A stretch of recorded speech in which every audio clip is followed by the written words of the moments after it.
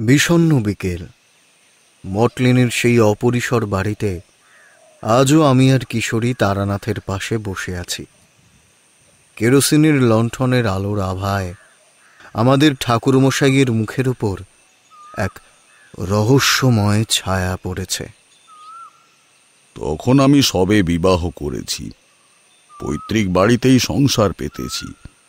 দিনগুলো বেশ শান্তিতেই কাটছিল, কিন্তু আমি জানতাম এই আপাত শান্ত জীবনের আড়ালে কত বৈচিত্র্য সব ঘটনা লুকিয়ে থাকে।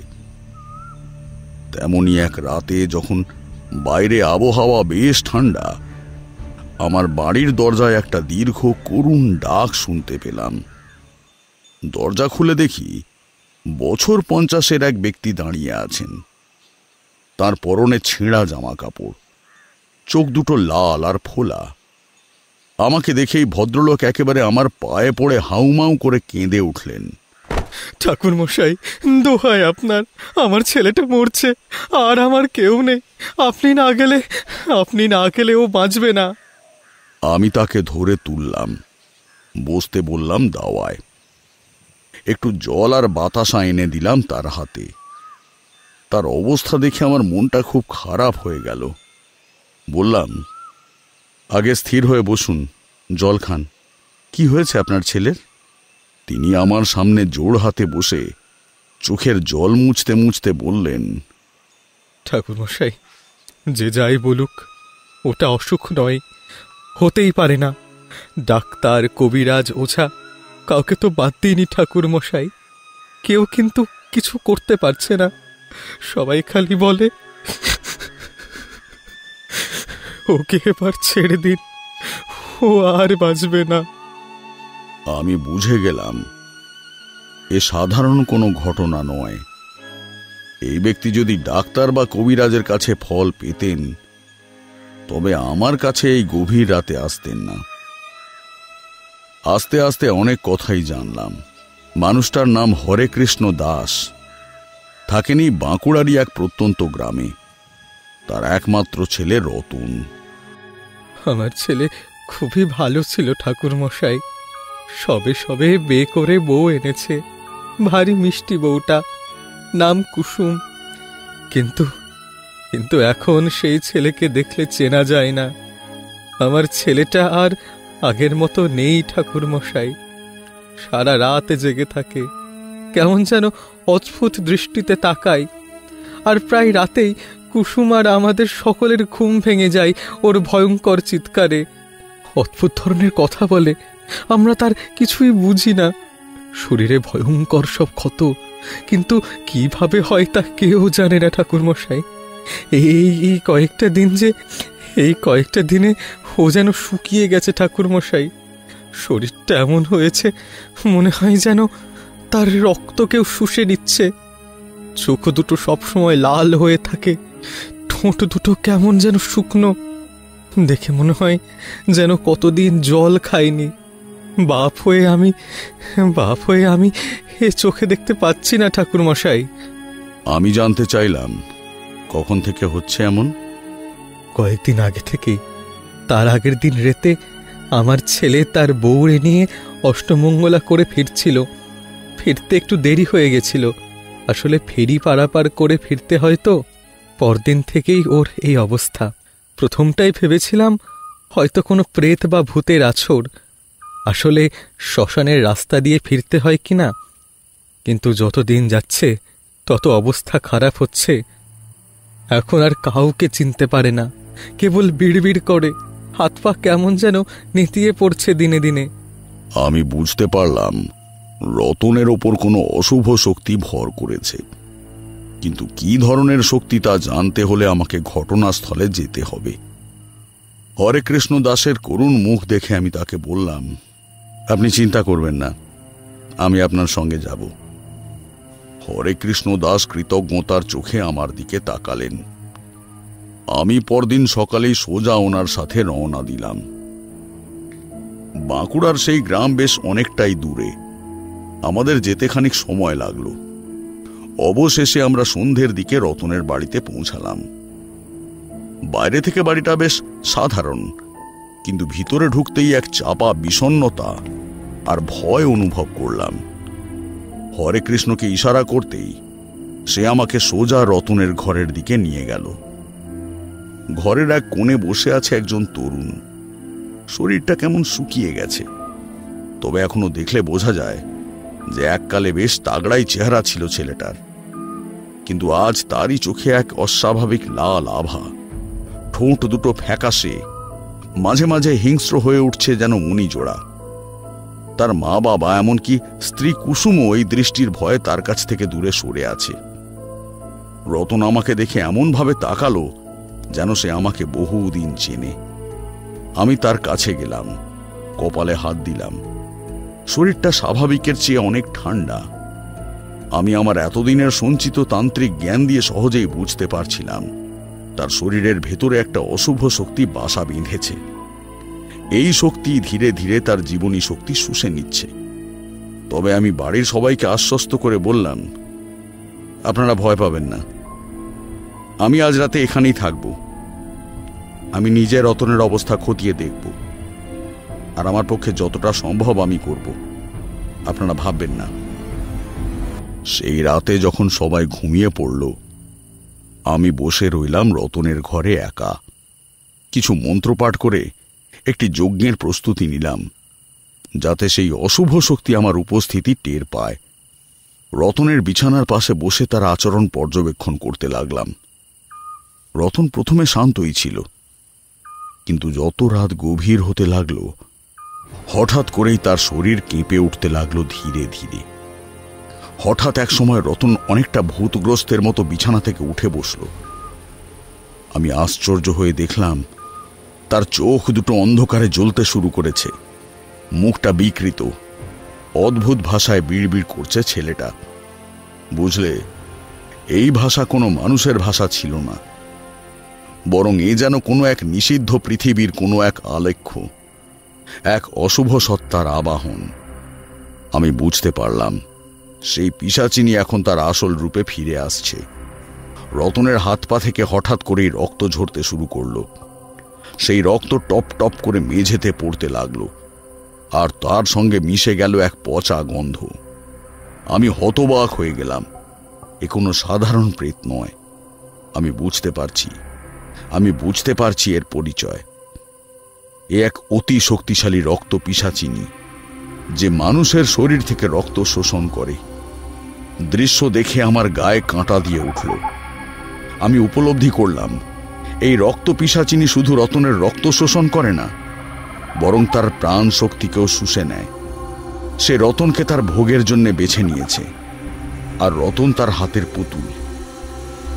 কিন্তু তার আগেই পিশাচিনী রাগে ফেটে পড়ে রতনের কণ্ঠে বলে উঠল, তুই কেন এসেছিস? এ আমার বুক, আমার, একে আমি ছাড়ব না একে। আমি রতনের কণ্ঠে পিশাচিনীর কথা শুনে ভয় না পেয়ে বললাম, খবরদার, ওকে ছেড়ে দে। আমি এসেছি তোকে বিতাড়িত করতে। এই মুহূর্তে ভালোয় ভালোয় ওকে ছেড়ে চলে যা, নয়তো তোর এমন অবস্থা করব। পিশাচিনী গর্জে উঠল। সে রতনের শরীর থেকে বেরিয়ে এসে নিজেই এবার আমার দিকে আক্রমণ করতে চাইল, কিন্তু আমি আমার সাধনার শক্তিতে অবিচল। বুঝতে পারলাম আমার লড়াই সবে মাত্র শুরু হয়েছে। এই পিশাচিনীকে হারানো খুবই কঠিন। আমি অবশ্য পিশাচিনীর এই ভয়ঙ্কর রূপ দেখেও পুরোপুরি ঘাবড়ালাম না। আমার গুরুদেবের কাছে শিখেছিলাম, কোনো অশুভ শক্তির মুখোমুখি হলে ভয় পেলে চলবে না, মনকে স্থির রাখতে হবে। আমি আমার মন্ত্রের শক্তি দিয়ে নিজেকে রক্ষা করার জন্য এক অদৃশ্য বলয় তৈরি করলাম। পিশাচিনী এবার রতনের শরীর থেকে বেরিয়ে এসে আমার দিকে ধেয়ে এলো। পুরো শরীরটা কালো ধোঁয়ার মতো, আর তার চোখ দুটো জ্বলন্ত অঙ্গারের মতো লাল। নিঃশ্বাসে এক পচা দুর্গন্ধ ছড়িয়ে পড়ছে। আমি আমার তন্ত্রের জ্ঞান দিয়ে সেই পিশাচিনীকে এক স্থানে আটকে দিলাম। সে রাগে উন্মত্ত হয়ে গর্জন করতে লাগলো, তুই আমাকে আটকাতে পারবি না। আমি এই শ্মশানের রানী। এই রতন আমার ভোগের জন্য নির্বাচিত হয়েছে, ওকে আমি ছাড়বো না।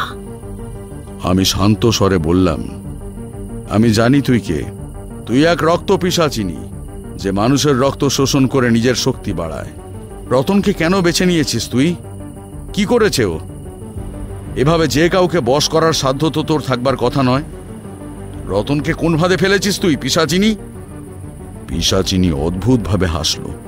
তার হাসিটা শুনে মনে হলো যেন কোনো কঙ্কাল খটখটিয়ে হাসছে।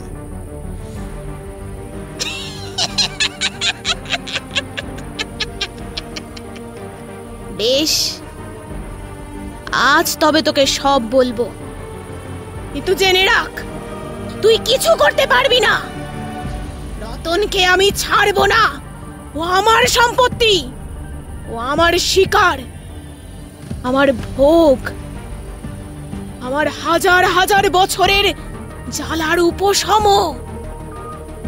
আমি অবাক হয়ে জিজ্ঞেস করলাম, সম্পত্তি? কিসের সম্পত্তি? বহুকাল আগে আমি ছিলাম এক 16 বছরের যুবতী। আমার নাম ছিল অন্নদা। আগের জন্মে রতন ছিল আমার বর। ওই পাষণ্ড বিয়ের পর আমাকে ত্যাগ করে চলে গিয়েছিল তন্ত্র সাধনার জন্য। আমি ওকে অভিশাপ দিয়েছিলাম, জন্মান্তরে ওকে আমার সঙ্গে মিলিত হতেই হবে। আর সেই অভিশাপেই এই জন্মে ওর উপস্থিতি আমাকে জাগিয়ে তুলেছে। আমি বুঝি, স্বামী পরিত্যক্তা স্ত্রীর সমাজে বড় কষ্ট, কিন্তু তার কি এই পরিণাম হওয়া উচিত? তুমি কেন পিশাচিনী হলে? তোমার কিসের এত যন্ত্রণা, কিসের অতৃপ্তি? পিশাচিনী রাগে কাঁপতে লাগলো। না না না, তোরা কিচ্ছু বুঝিস না, কিচ্ছু না। তুই তো নিজেও সাধক। কোনোদিন হয়তো তুইও তোর বউকে ছেড়ে চলে যাবি। তুই বুঝবি কি করে আমাদের মেয়েদের জ্বালা? পুরুষ মানুষ সব ঠিক তোর এমন পুরুষত্বের মুখে, সব কাপুরুষের দল। প্রথমে বিয়ে করে আমাদের ঘরে নিয়ে আসবি, আর তারপর ইচ্ছে মতো হতচ্ছেদা করবি। সংসার যদি নাই করবি তবে কেন করিস বিয়ে? এতই ফেললা না আমরা মেয়ে মানুষের দল? তোরা কিচ্ছু বুঝিস না, কিচ্ছু না। কি জিজ্ঞেস করছিলি জানো? আমি কেন পিশাচিনী হলাম? সব জানবার শখ না তোর খুব? তাহলে শোন, এই রতনের জন্যই আজ আমি পিশাচিনী। বছরের পর বছর আমি মুক্তি পাইনি। যখন ও আমাকে ছেড়ে চলে গেল, তখন এই গ্রামের মানুষ আমাকে ডাইনি অপবাদ দিয়ে দিল। কেউ একবারও ভাবলো না। রতনের বাড়ির লোক আমাকে চেপে ধরলো। আমি নাকি ওদের ছেলেকে বশ করতে পারিনি। আমার জ্বালায় তাদের ছেলে নাকি সংসার ছেড়েছে। আমার শাস্তি না হলে চলে? শত হোক আমি যে মেয়ে মানুষ। সেদিনই রাতে গ্রামের মাতব্বর সবাই মিলে আমাকে ধরে প্রথমে একটা গাছে বেঁধে আমাকে চাবুক দিয়ে মারতে আরম্ভ করলো। আমি চিৎকার করে ওদের সবার কাছে সাহায্য ভিক্ষা করছিলাম, কিন্তু চারদিকে সবার সে কি উল্লাস, কতই না আনন্দ হচ্ছে ওদের। মারের চোটে আমার কাপড় সরে যাচ্ছিল, কাপড় ছিঁড়ে মাংসে দাগ কাটতে শুরু করেছিল চাবুক। আর সেদিকে শকুনের মতো তাকিয়েছিল তোদের মতো 100টা পুরুষের দল। মেরে মেরে রক্তাক্ত করে দিল আমাকে। আমি কত আর্তনাদ করলাম, কিন্তু কেউ আমার কথা শুনল না।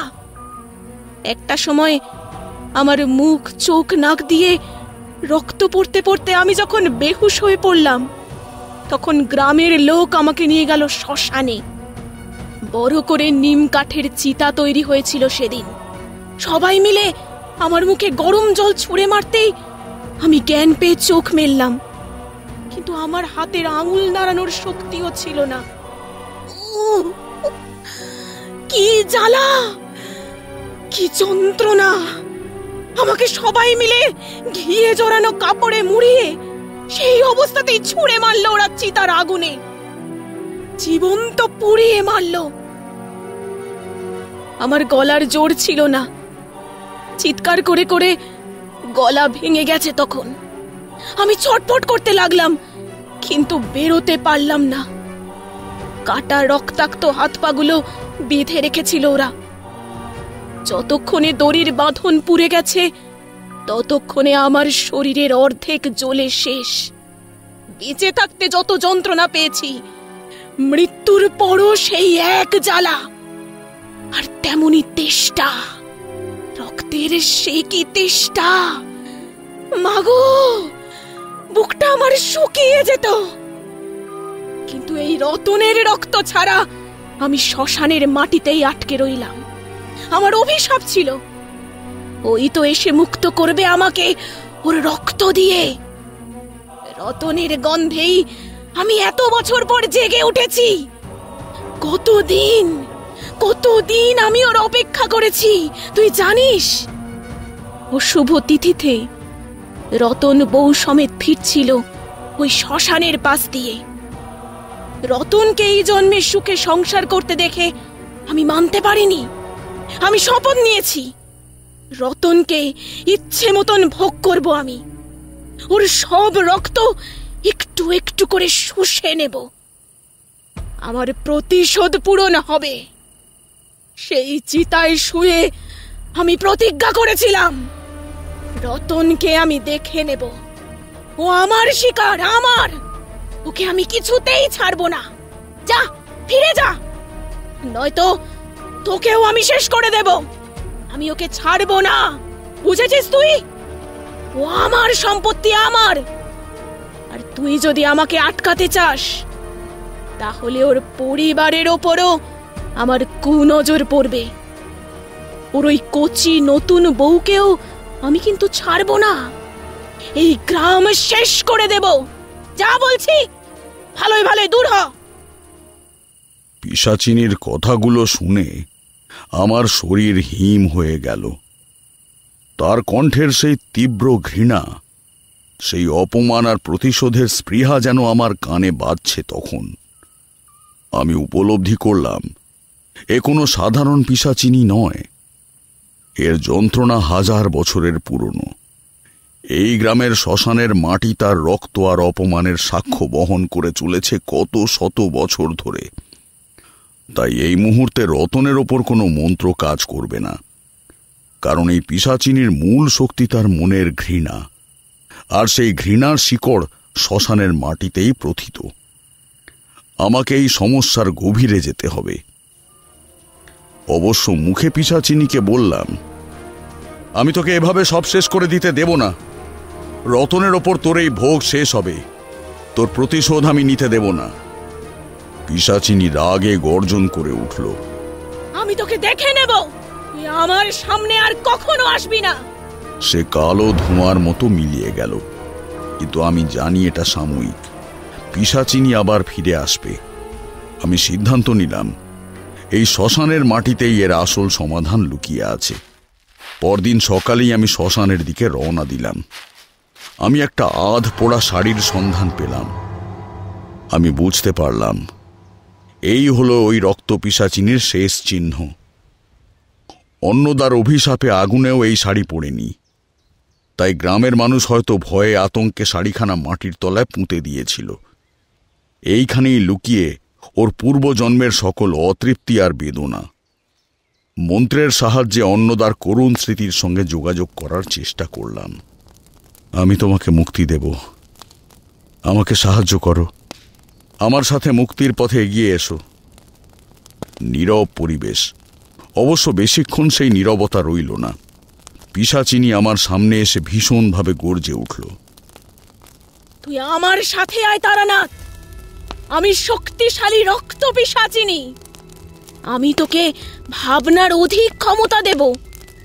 তুই যদি আমার সঙ্গে থাকিস, আমি তোকে এমন শক্তি দেব যা কোনো সাধকের নেই। তুই হবি জগতের সবচেয়ে শক্তিশালী তান্ত্রিক। অনেক অনেক সম্পদ দেব।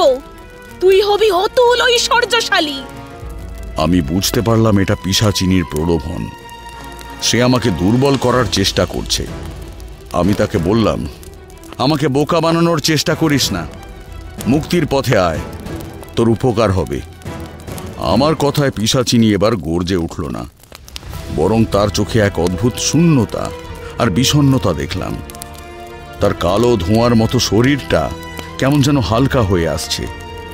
আমি বুঝতে পারলাম আমার কথা তার মনে আঘাত করেছে।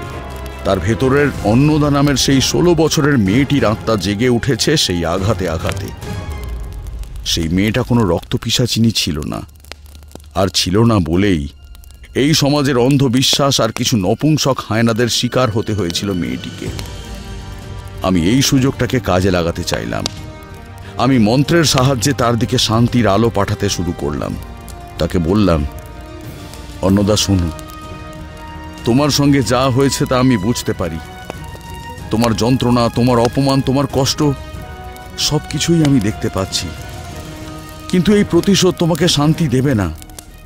রতনকে কষ্ট দিয়ে তুমি তোমার যন্ত্রণা বাড়াচ্ছ মাত্র। তুমি তোমার পূর্বজন্মের প্রতিশোধ নিচ্ছ ঠিকই, কিন্তু এই প্রতিশোধের আগুনে তুমি নিজেই জ্বলছ। প্রতিশোধ নয়, জীবনের এক এবং একমাত্র পথ হলো ক্ষমা। তুমি ক্ষমা করো রতনকে, তুমি ক্ষমা করো অন্নদা। আমার এই কথাগুলো পিশাচিনীর মনে গভীর ছাপ ফেলল। সে রাগে নয়, বরং চিৎকার করে উঠল গভীর যন্ত্রণায়। উফ, তার চিৎকার শুনে মনে হলো হাজার হাজার বছরের কষ্ট আর অপমান একসঙ্গে বেরিয়ে আসতে চাইছে যেন। তার কালো ধোঁয়ার মতো শরীরটা কাঁপতে লাগলো। আমি রতনের ঘরের দিকে তাকালাম। রতনের শরীর থেকে পিশাচিনীর শক্তি ধীরে ধীরে বেরিয়ে আসছে। যন্ত্রণা সব স্মৃতি তাকে বেসামাল করে দিচ্ছে। একদিকে প্রতিশোধের আগুন, আর অন্যদিকে 16 বছরের এক প্রায় কুমারী কন্যার দহন জ্বালা যেন একে অপরের বিরুদ্ধে দাঁড়িয়ে। পিশাচিনীর হাজার বছরের তেষ্টার সামনে দ্বিধায় বিহবল এক ষোড়শী গ্রাম্য যুবতীর মনের মধ্যে আজও বেঁচে থাকা অতি সামান্য আলো। যন্ত্রণাকে হারিয়ে পিশাচিনীর মধ্যে থেকে আজ নতুন করে জেগে উঠছে বুভুক্ষু অন্নদা। মুক্তির আলোর স্পর্শ পেয়ে আমি বুঝতে পারলাম এটাই শেষ সুযোগ। যুদ্ধ চরমে পৌঁছেছে। পিশাচিনীকে পুরোপুরি ধ্বংস করতে হলে তার মূল শক্তির উৎস অর্থাৎ তার যন্ত্রণাকেই ধ্বংস করতে হবে। আমি আমার মন্ত্রের সাহায্যে তার মনের অতৃপ্তি আর অপমানের সেই ভয়ঙ্কর স্মৃতিগুলোকে বের করে আনার চেষ্টা করলাম। পিশাচিনী আমার মন্ত্রের কারণে দুর্বল হতে লাগলো। তার চোখে মুখে এক ভয়ঙ্কর যন্ত্রণা ফুটে উঠল। সে আমার দিকে তাকিয়ে ফিস ফিস করে বলল, আমাকে আমাকে ক্ষমা করতে বলছিস? এই মানুষগুলোকে আমি ক্ষমা করব? সেই মানুষটা যে আমাকে বিনা কথায় একবারও না বলে ছেড়ে চলে গেল, আমি তাকে ছেড়ে দেব? যারা আমাকে ডাইনি অপবাদ দিয়ে জীবন্ত পুড়িয়ে মেরেছিল, তাদের ক্ষমা করে দেব? হ্যাঁ অন্নদা, তুমি ওদের ক্ষমা করো। একবার ভাবো, পাপের শাস্তি না দিয়ে ক্ষমা করে দেওয়া কত বড় শাস্তি। আমি কথা দিলাম, রতনকে জানিয়ে যাব তোমার কথা। বলে যাব যেন এমন কিছু করে জীবনে যাতে তার পূর্বজন্মের পাপের প্রায়শ্চিত্ত হয়, যেন অন্নদার মতো মেয়েদের কিছু ভালো হয়। আমি বলবো মা, আমি বলবো, তুমি নিজেকে ক্ষমা করো, নিজের আত্মাকে ক্ষমা করো, তবেই তুমি মুক্তি পাবে। আমার কথা শুনে পিশাচিনীর শরীরটা আরো কাঁপতে লাগলো। তার কালো ধোঁয়ার মতো শরীর থেকে এক আলোর আভা বের হতে শুরু করলো। সেই আলোতে আমি তার আসল রূপ দেখতে পেলাম। এক 16 বছরের যুবতী মেয়ে, তার সারা শরীরে পোড়া দাগ আর তার চোখে জল। অন্নদার পুনর্জন্ম হয়েছে আবার। সেই অন্নদা আমার দিকে করুণ চোখে তাকিয়ে রইল, আমার দিকে তাকিয়ে হাসল, তারপর ধীরে ধীরে আকাশে মিলিয়ে গেল। আর তার আত্মা তার পূর্বজন্মের সব যন্ত্রণা থেকে মুক্ত হল। অন্নদা চলে যেতে কিছুদিনের মধ্যে রতন সুস্থ হয়ে উঠল। তার শরীর থেকে রক্ত ঝরা বন্ধ হয়ে গেছে ততদিনে। ক্ষতগুলো শুকিয়ে আসলো। সে শান্তভাবে ঘুমিয়ে, মুখের ওপর সেই স্বাভাবিকতা ফিরে এসেছে। হরে কৃষ্ণ দাস আমার পায়ে পড়ে অনেক কৃতজ্ঞতা জানালেন। আমি তাদের কোনো উত্তর দিলাম না, কারণ আমি জানি এই ঘটনার পেছনে যে যন্ত্রণা আর অপমান ছিল তা কেউ বুঝবে না। তবে আসার আগে কথা মতো রতনকে সব বলে এলাম। সে কথা দিল গ্রামের অসহায় মেয়েদের জন্যে সে কুসুমের আড়ালে থেকে কিছু করবেই। পূর্বজন্মের অনিচ্ছাকৃত পাপের প্রায়শ্চিত্ত যে তাকে করতেই হবে। আমি রতনদের বাড়ি থেকে বেরিয়ে এলাম। আমার মনের মধ্যে তখন একটাই ভাবনা ঘুরছে, যাকে পরিবারের কথায় বিবাহ করেছি, জীবনে কোনো সুখ, কোনো শান্তি, কোনো সাধনার মোহে এভাবে না জানিয়ে তার সঙ্গ ত্যাগ করব না, কোনো দিন না।